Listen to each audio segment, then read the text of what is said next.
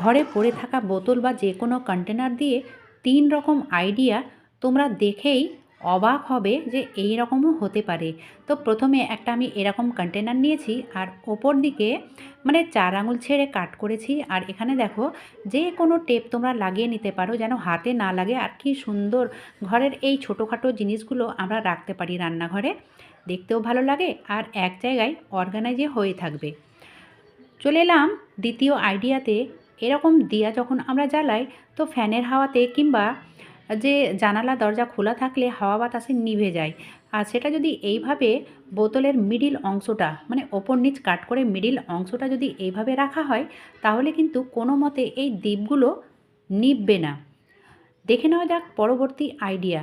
এরকম বোতল কাট করলে কিন্তু কলম রাখার স্ট্যান্ড তৈরি হবে, দেখতে ভীষণ সুন্দর লাগে। এবার কি একটা লাইক পাওয়া যাবে?